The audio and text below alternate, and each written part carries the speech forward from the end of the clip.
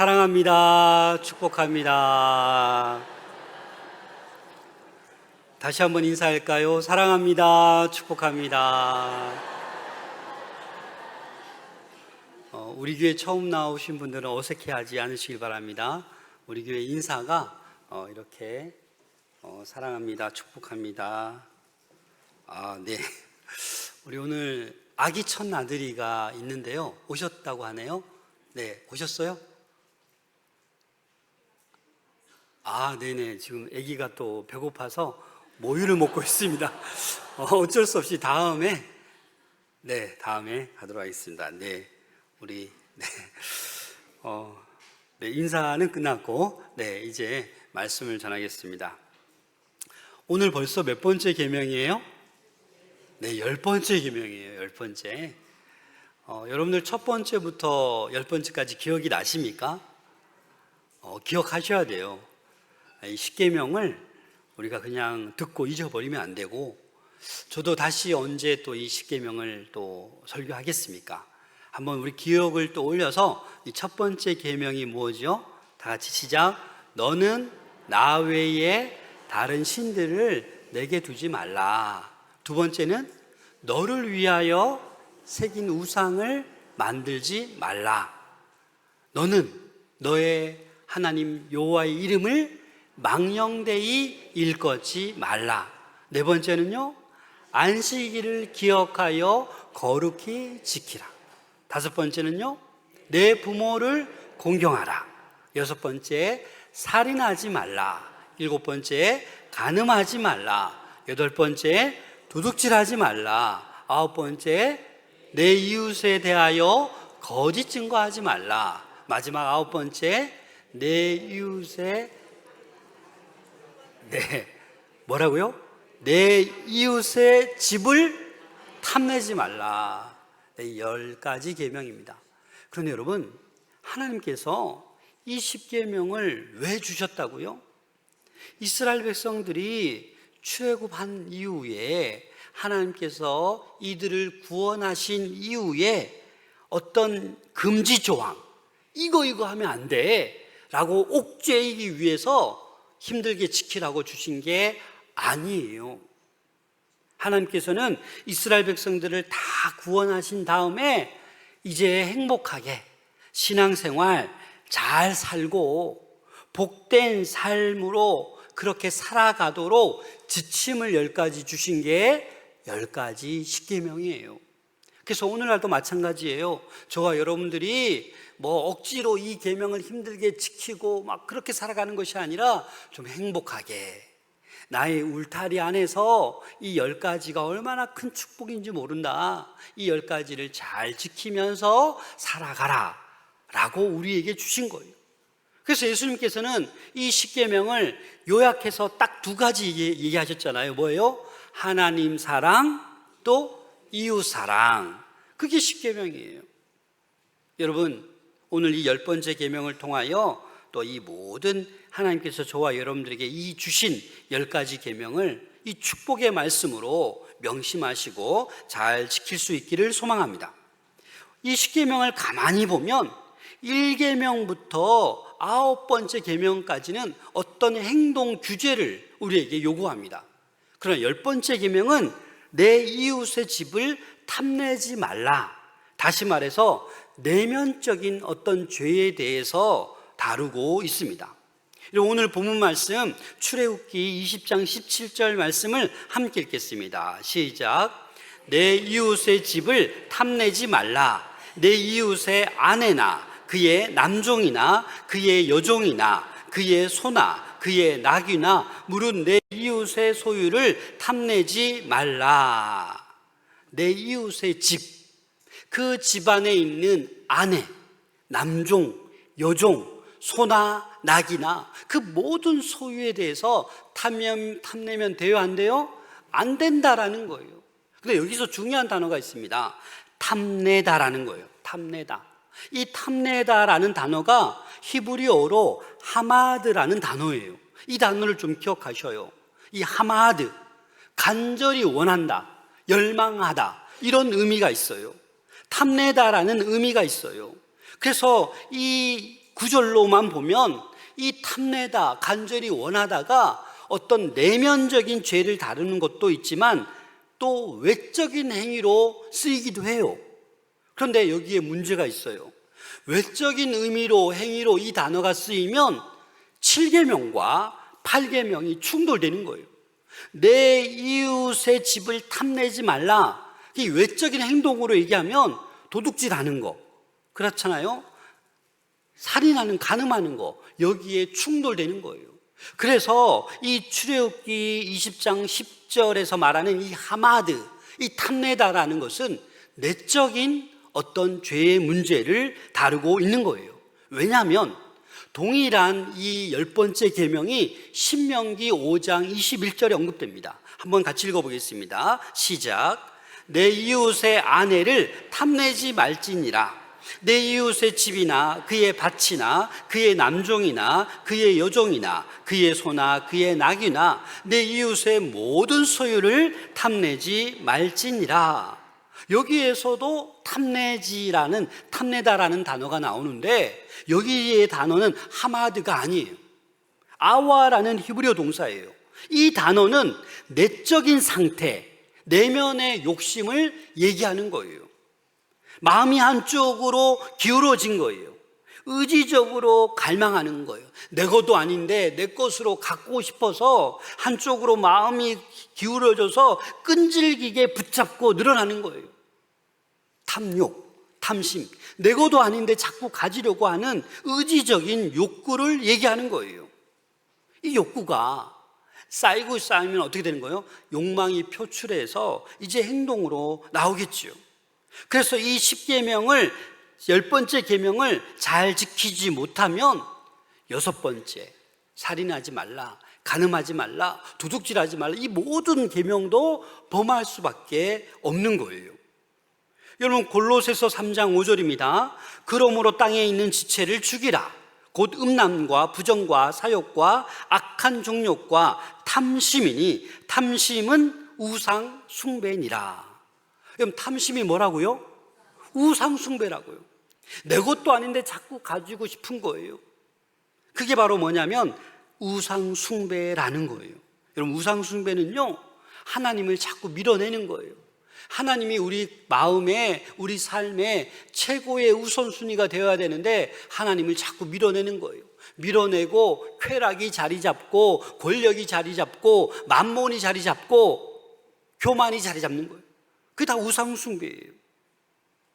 그래서 지금 우리가 이 탐심, 우상 숭배에 빠져 있지 않은지 돌아보아야 되는 거예요. 그래서 내 이웃의 집을 탐내지 말라. 그 기본적인 의미는 눈에 보이는 아내, 남의 남종, 여종, 소, 나귀, 그런 거 탐하면 안 된다라는 거예요. 더 나아가서 남의 소유를 왜 내 걸로 생각하냐라는 거예요. 남의 재산, 남의 권력, 남의 명력, 명예. 더 나아가서 여러분, 직장 생활 하다 보면 그런 경험 해보셨잖아요.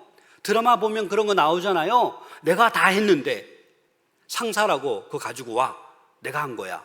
자기 공로로 돌리잖아요. 학교에서도 제자가 막 논문 열심히 잘 힘들게 썼는데 그 이름 바꿔서 누가 썼다고 얘기해요? 뭐 교수가 썼다라고 하고. 그런 사항들이 발견되잖아요. 그게 뭐냐면 탐욕 때문에 그런 거예요. 탐욕 때문에, 욕심 때문에. 저는 직장 생활을 안 해봐서 교회에서 경험한 걸 얘기해 드릴게요. 이런 경우가 있어요. 우리 목사님들이 여러 명이 있잖아요. 그럼 자기 맡은 분야가 있잖아요. 그래서 한 번은 연말에 이제 새가족 교구가 이제 헌신 예배를 드리는데 모든 전도부 담당 목사님, 교구 목사님 모두가 연합해서 좋은 결과를 모았어요. 그런데 헌신 예배를 드리는데 이 목사님이 탐욕이 너무 심했나 봐요. 이거 내가 했습니다라고 혼자 공으로 돌리더라고요. 그래서 우리 함께 있던 모든 목사님들이 어안이 벙벙해서 와, 저럴 수가. 이거 다 우리가 했는데 혼자 했대요. 아마 말 실수했겠죠. 그게 바로 뭐냐면 뭐 때문에 그래요? 탐욕 때문에 그런 거예요. 내가 했다라고. 그 성도들은 어떻게 여기는 거예요? 아, 고생했네. 저 목사님 최고네. 혼자 다 했네. 이렇게 생각할 수밖에 없는 거예요. 목회자들마저도 이 탐욕이 들어오면 경쟁하게 되고 잘못 말하게 되고 내가 했다라고 하나님을 밀어내고 내가 높아지려고 하는 거예요. 그래서 이 10번째 계명은요, 외적인 인간의 행동을 규제하는 그 다른 계명과 달리 인간의 이 내면에 있는 탐욕, 탐심 그 자체를 지금 금지하고 있는 거예요. 오늘 이 10번째 계명을 통해서 여러분들 이 마음을 잘 다스릴 수 있기를 소망합니다. 진정한 자유를 누릴 수 있기를 소망합니다. 왜 하나님께서는 이 10번째를 이 마음의 영역으로 돌리셨을까요?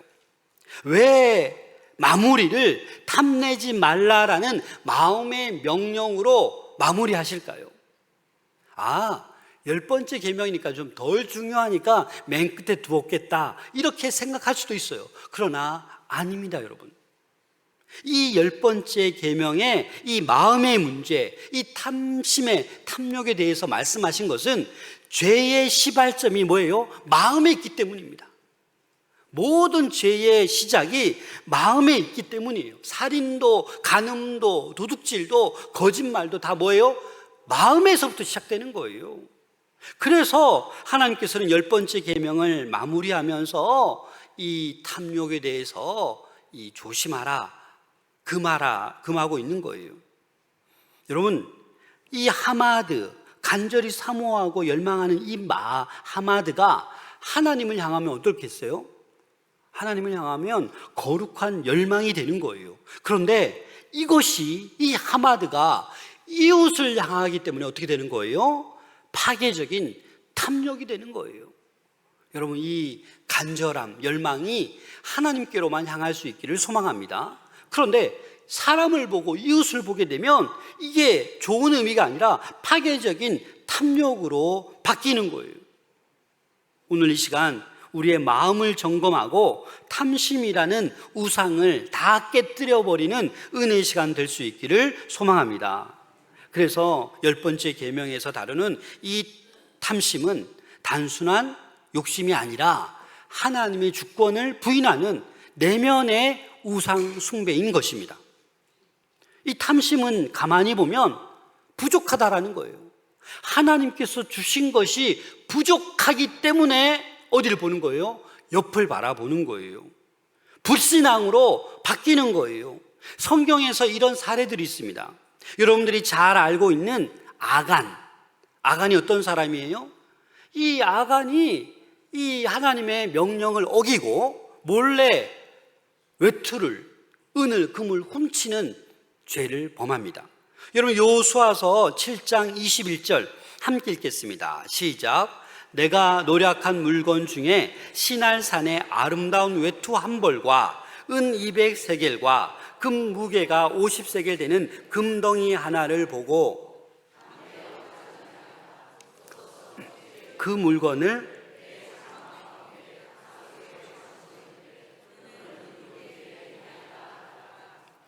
이스라엘 백성은 하나님의 명령에 순종해서 기적처럼 여리고성을 점령했습니다. 그런데 하나님께서는 헤렘이라는 제도를 세우셨어요. 자, 너네가 전쟁에서 승리했지만 그 모든 전리품은 다 어떻게 하라? 불에 태워버려라. 다 진멸하라. 가지고 오면 안 된다라고 분명히 말씀하셨어요. 근데 이 아간이라는 사람이 우와 금덩어리, 우와 외투 한 벌, 야 신하래 이렇게 아름다운 옷이 있나? 그래서 마음이 어떻게 해요? 탐낸 거예요. 그래서 몰래 쌓아서 자기 장막에 와서 어떻게 해요? 파묻어버린 거예요. 묻어버린 거예요. 여러분, 이 탐내어서 외투를 훔치고 금을 훔치고 또 은 200세겔을 파묻어 놓은 거예요. 왜? 자기의 어떤 품격, 이 부의 상징인 이 옷과 이 금덩어리 있으면 내가 앞으로 하나님께서 그렇게 명령하셨지만 누가 알겠냐 하고 땅에 파묻어 놓고 다음에 잘 쓰려고 했겠죠. 그러나 하나님이 이걸 다 아시는 거예요. 오늘날 어떻습니까? 오늘날 사람들을 가만히 보면 남들 보기 좋은 어떤 명품으로 모든 것을 치장하길 원해요. SNS에 보면 자꾸 좋은 걸 어떻게 올려요. 특히 요즘 젊은 사람들 자꾸 올리길 원해요. 먹어도 음식 올리고 사진 찍어서 올리고, 이게 생각해 보면 그거 아무것도 아닌데 드러내려고 하는 거예요. 자랑하려고 자꾸 올리는 거예요. 여러분, 남들에게 여러분 어떻게 보일까? 내 안에 보이지 않는 이 악안의 장막을 여러분들 만들고 있지는 않으십니까? 오늘날 현대인들은 누구나 나만의 장막이 있습니다. 겉으로는 경건해 보이고 공동체에 열심히 헌신한 것 같지만 개인의 어떤 은밀한 공간이나 그런 곳에 자꾸 나만의 어떤 것들을 올리는 거예요. 비교하고 수집하고 쌓아두고 결국 탐욕의 목록들을 내 안에 쌓아가고 있을 수 있다는 거예요. 그럼 뭐예요? 10번째 계명, 내 이웃의 집을 탐내지 말라라고 했는데 이 10번째 계명을 지키지 못하고 있는 것입니다. 사랑하는 여러분, 이 아간이 이 외투와 금덩어리, 은을 훔쳐서 감춰뒀는데 한번 상상해 보세요. 행복했을까요? 행복했을까요? 그 파묻어두고 잠을 설쳐가면서 야, 이거 언제 꺼내지? 언제 입어보지? 그래서 결국은 발견되었어요. 하나님께서 딱 바로 아간임을 바로 했어요. 그래서 어떻게 됩니까? 이 아간 한 사람 때문에 그 이스라엘 전체가 죽음으로 내몰리는 위기를 맞이하지 않습니까? 그래서 여러분이 지금 간절히 원하고 있는 그 하나가 여러분 영혼을 살리는 것인지 아니면 여러분의 장막 밑에 숨겨 놓아서 사람들을 위태롭게 할 아간의 금덩어리인지 물어보셔야 돼요. 내가 지금 원하고 있는 게 정말 하나님께서 기뻐하시는 것인지 아니면 어떤 세상의 이 아간의 금덩어리인지 물어보셔야 된다라는 거예요. 왜냐하면 내가 숨겨놓은 것이 이 탐심의 결과라고 생각하면 나의 주변 사람들을 나만 죽는 게 아니라 죽음으로 몰아가는 것이기 때문입니다. 여러분, 열왕기상 21장에 누가 나옵니까? 북이스라엘 왕 아합이 등장해요. 근데 이 아합은 왕이기 때문에 왕은 뭐예요? 이 모든 나라가 자기 수하에 있잖아요.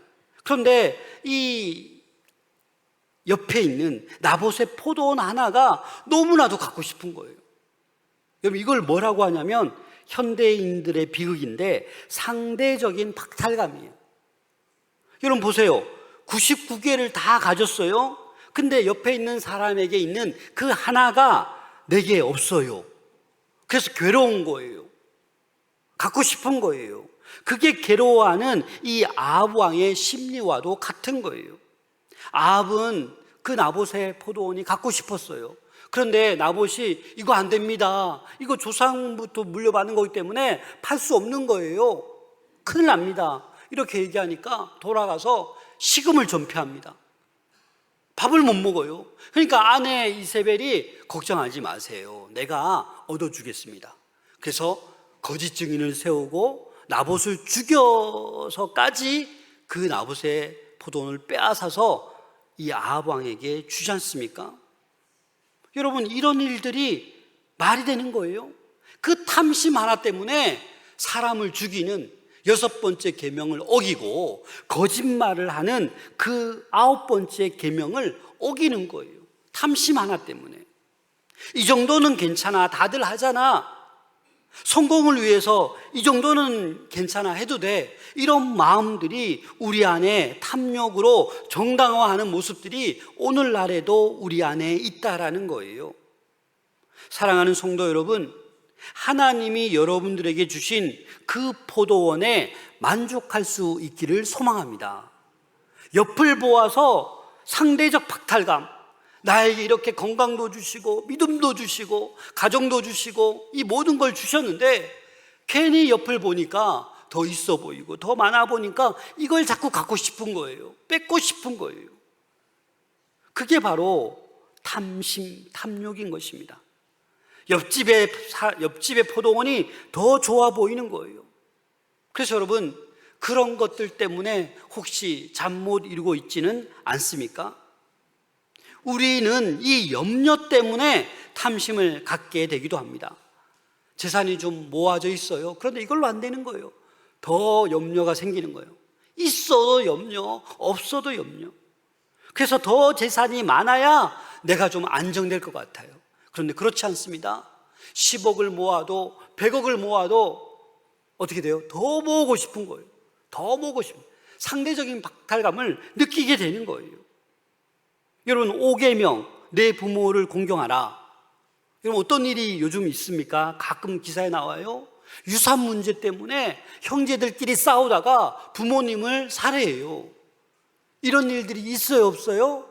드라마의 이야기가 아니에요. 실제로 있어요. 무엇 때문에 그렇습니까? 탐욕 때문에 그런 거예요. 탐욕 때문에. 하나님보다도 돈을 더 크게 만들어 놓았기 때문에 5번째 계명, 내 부모를 공경하라, 그냥 지키지 못하는 거예요. 그래서 어찌 보면 이 10번째 계명을 지키는 것은 나머지 9개 계명을 다 어떻게 지킬 수 있는 방어막을 세우는 게 이 10번째 계명이에요. 그게 아주 중요한 거죠. 현대인들은 이 비교라는 감옥에 갇혀 사는 것 같습니다. SNS 속에서 타인의 화려한 일상을 자꾸 보게 되는 거예요. 나도 자꾸 갖고 싶은 거예요. 나도 그것을 먹어보고 싶은 거예요. 탐심이 자꾸 시작되는 거예요. 그런데 여러분, 이 탐심을 이길 수 있는 길이 있는데 그것은 만족해야 된다라는 거예요. 그런데 이 만족과 자족은 약간의 차이가 있습니다. 여러분, 만족은 뭐예요? 채워져야 족함을 아는 거예요. 무조건 채워줘야 만족하는 거예요. 늘 자신의 것과 남의 것을 비교하다 보면 자신이 가진 것에 대해서 만족하지 못합니다. 그래서 늘 부족하다라는 생각이 드는 거예요. 그래서 이것을 전도서에서 이렇게 말하고 있습니다. 여러분, 전도서 5장 10절 말씀 함께 읽겠습니다. 시작. 은을 사랑하는 자는 은으로 만족하지 못하고 풍요를 사랑하는 자는 소득으로 만족하지 아니하나니 이것도 헛되도다. 딱 금방 들어오지 않죠? 세 번역으로 다시 한번 읽어보겠습니다. 시작. 돈을 좋아하는 사람은 돈이 아무리 많아도 만족하지 못하고 부를 좋아하는 사람은 아무리 많이 벌어도 만족하지 못하니 돈을 많이 버는 것도 헛되도다. 돈을 좋아해서 돈을 많이 모아도 만족 못하는 거예요. 부를 좋아하는 사람이 아무리 많이 벌어서 부를 축적해 놓아도 만족할 수 있다, 없다? 없다라는 거예요. 이에 반하여 자족은요, 만족과 좀 틀려요. 이 자족은요, 스스로 족함을 아는 거예요. 하나님께서 자신에게 주신 것에 대하여 스스로 만족하는 것이 자족이에요. 하나님께서 주신 삶에 대해서 더 이상 탐내거나 다른 것을 기웃거리지 않고 하나님께서 그 주신 분복을 알고 그냥 즐거워하고 기뻐하는 거예요. 어떤 여학생이 성악을 공부하고 있었어요. 목소리가 너무 좋아서.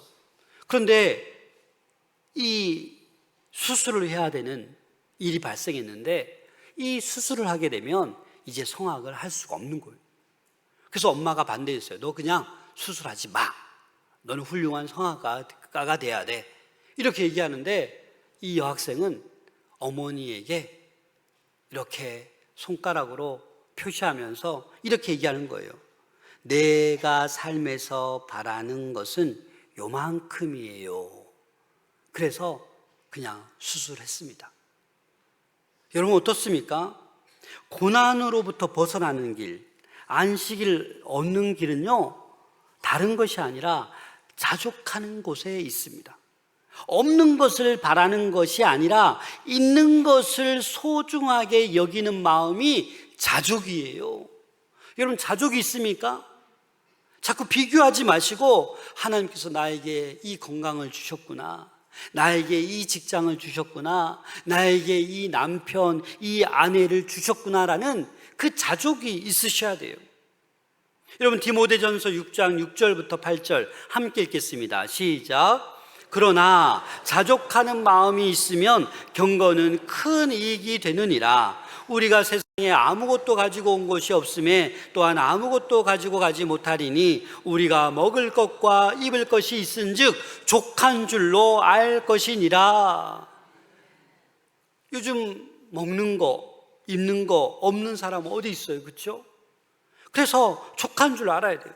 자족하는 마음이 있으면 경건에 큰 이익이 된다라는 거예요. 내가 무엇을 가졌느냐가 우리의 인생을 결정하는 것이 아니에요.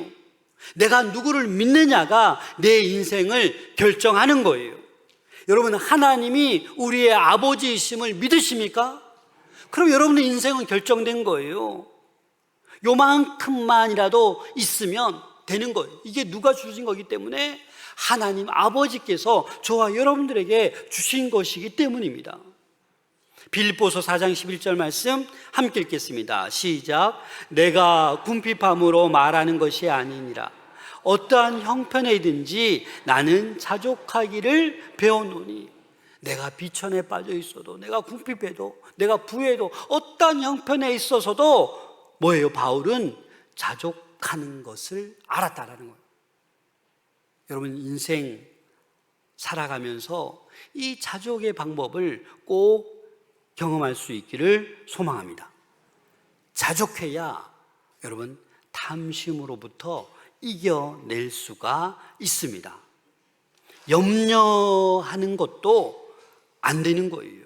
여러분, 마태복음 6장 31절 33절 함께 읽겠습니다. 시작. 그러므로 염려하여 이르기를 무엇을 먹을까, 무엇을 마실까, 무엇을 입을까 하지 말라. 이는 다 이방인들이 구하는 것이라.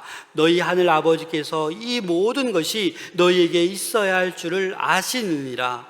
그런즉 너희는 먼저 그의 나라와 그의 의를 구하라. 그리하면 이 모든 것을 너희에게 더하시리라. 아멘. 여러분, 염려 없는 사람이 어디 있어요? 그런데 염려를 어떻게 하라고요? 하나님께 맡기셔야 돼요. 무엇을 먹을까, 무엇을 마실까, 무엇을 입을까, 이거 이방인들이 다 구하는 건데 너 이렇게 염려하지 말라라는 거예요. 그 염려 대신에 뭐를 구하라? 그의 나라와 그의 의를 구하면 너희가 그 염려하는 것을 어떻게 하신다? 다 내가 너희에게 주신다라는 거예요. 여러분, 이건 누가 약속한 게 아니라 하나님의 약속의 말씀이에요. 예수님께서 친히 제자들에게 하신 말씀이에요. 그래서 여러분, 이 염려가 있을 때마다 하나님께 맡길 수 있기를 소망합니다. 그러면 우리의 염려는 다 사라지고 그의 나라와 그의 의를 구하며 하나님께서 원하시는 그런 하나님의 백성이 될 줄로 믿습니다. 탐심은요, 내 미래가 불확실하다라는 염려에서부터 출발하는 거예요. 여러분, 하나님은 저와 여러분들의 미래를 다 아십니다. 다 인도해 주셔요. 그래서 우리의 필요를 이미 다 아시고 채워주신다라고 약속하셨어요. 그래서 우리는 하나님만을 신뢰하면 되는 거예요. 그러면 염려가 사라지고 탐심의 쇠사슬이 끊어질 줄로 믿습니다. 오늘 예배에 드리러 나온 여러분들, 크고 작은 모든 염려를 다 내려놓으시길 바랍니다. 그래서 바울이 얘기했잖아요. 빌립보서 4장 6절에 보면 아무것도 염려하지 말고 다만 모든 일에 기도와 간구로 너희 구할 것을 감사함으로 하나님께 아뢰라. 염려거리가 생겨도 하나님 감사합니다. 저는 하나님의 자녀입니다. 우리 아버지시니까 다 채워주실 줄로 믿습니다. 라고 감사하며 기도할 때 놀라운 역사가 일어나는 것입니다. 그래서 탐심을 이길 수 있는 방법은 염려하지 않고 기도하는 거예요. 자족하는 거예요. 또 정말 중요한 것이 하나 있는데 그것은 무엇이냐? 나눔의 삶입니다. 십계명을 10번째 계명을 지키는 가장 적극적인 방법은 남의 것을 탐내지 않는 것에서 더 나아가 내 것을 어떻게 하는 거예요? 나누는 거예요. 탐심은 자꾸 내 손으로 꽉 움켜쥐려는 본능이에요. 남의 것도 내가 움켜쥐어야 되고, 남의 종도 남의 소나 나귀도 내 것으로 만들고 싶은 거예요. 그러나 하나님의 자녀는 나누는 본능을 따라 살아가야 합니다. 하나님께서 저와 여러분들에게 요만큼 주셨잖아요. 그 요만큼을 어떻게 하라고요? 나누면 이만큼이 되고 이만큼이 되고 이만큼이 되는 것이 하나님 나라의 법칙인 줄로 믿으시기 바랍니다. 그래서 하나님께서는 이 놀라운 이 천지 창조하신 이 전능하신 하나님은 말씀대로 살 때 하나님의 능력이 우리 삶 가운데 나타날 줄로 믿습니다. 예수님께서 주는 것이 받는 것보다 복이 있다라고 말씀하셨잖아요. 여러분 사도행전 20장 35절 함께 읽겠습니다. 시작. 범사에 여러분에게 약한 사람들을 돕고 또 주 예수께서 친히 말씀하신 바 주는 것이 받는 것보다 복이 있다 하심을 기억하여야 할지니라. 아멘. 주는 것이 받는 것보다 뭐가 있다고요? 복이 있다고요. 주님 사랑으로 물들어가는 마산 동부교회, 작은 것 줄 수 있기를 소망합니다. 한마당 대축제에 제가 이렇게 식사할 때 한 바퀴 돌고 두 바퀴 돌고 돌면서 너무 많이 먹었어요. 자꾸 주셔서. 근데 보니까 다들 그냥 막 싸우셨더라고요. 여러분, 그게 아까워서 싸우셨나요? 어떻게 주고 싶어서, 그죠? 목원들 주고 싶어서 이런 것도 만들고 저런 것도 만들고 배달시켜 먹고 뭐 이렇게 막 먹잖아요. 주는 거예요. 주는 기쁨이잖아요. 그래서 주님께서 하신 말씀, 주는 것이 받는 것보다 복이 있다. 약한 사람들, 그런 사람들을 도와줘야 돼요. 그래서 여러분, 이 주게 되면, 나에게 있는 작은 것들 나누게 되면 탐심은 사라지는 거예요. 탐심은 자꾸 남의 것까지도 내 것을 만들려고 하는 나쁜 마음이잖아요. 그런데 내가 가지고 있는 거 그냥 나누다 보면 하나님께서 더 채워주시고 탐심이 우리 안에 자리 잡을 이유가 없는 거예요. 그래서 우리의 손을 펴서 약한 사람을 돕기 시작할 때 우리 마음속에 있는 모든 탐욕의 쇠사슬은 끊어질 줄로 믿습니다. 하나님께서 이 시간 우리에게 이렇게 말씀하십니다. 내 이웃의 것을 탐내지 말라. 내 이웃의 집을 탐내지 말라. 내 이웃의 집의 아내를, 여자를 탐내지 말라. 소나 낙이나 모든 것을 탐내지 말라. 이 말은 무슨 말입니까? 너는 내 눈에 넣어도 아프지 않는 나의 자녀다. 내가 너에게 필요한 것 채워주지 않겠느냐? 너는 결코 부족한 사람이 아니다. 잘 봐라. 내가 지금 너에게 주고 있는 것 이만큼이라도 이거는 차고 넘치는 거라고요. 자꾸 세상과 비교하다 보니까, 남의 것을 자꾸 보다 보니까 탐욕이 생기는 거예요. 세상이 말하는 더 많이, 더 많이, 더 많이, 이곳에서 벗어날 수 있기를 소망합니다. 하나님이 주시는 이미 충분하다. 지금 너가 누리고 있는 이거 충분한 거야. 이런 고백을 할 때 하나님께서 저와 여러분들의 삶에 놀라운 역사를 일으켜 주실 줄로 믿습니다. 탐심과 비교의 사슬을 끊고 참된 자족의 기쁨으로 들어갈 수 있는 우리 모두가 될 수 있기를 소망합니다. 진정한 신앙의 행복, 믿음의 행복의 삶을 걸어갈 수 있기를 소망합니다. 비교의 늪을 빠져나와서 감사의 삶을 선택하십시오. 모든 염려를 기도로 바꾸십시오. 한 번도 평일에 기도하러 나와보지 않은 분들, 염려거리가 많습니까? 교회 와서 기도해 보세요. 그리고 하나님께서 이만큼 주셨던 나눔의 삶을 살아가시기를 바랍니다. 하나님께서 엄청나게 그 나눔의 삶 가운데 더 많은 것들로 채워 주실 줄로 믿습니다. 기도하겠습니다.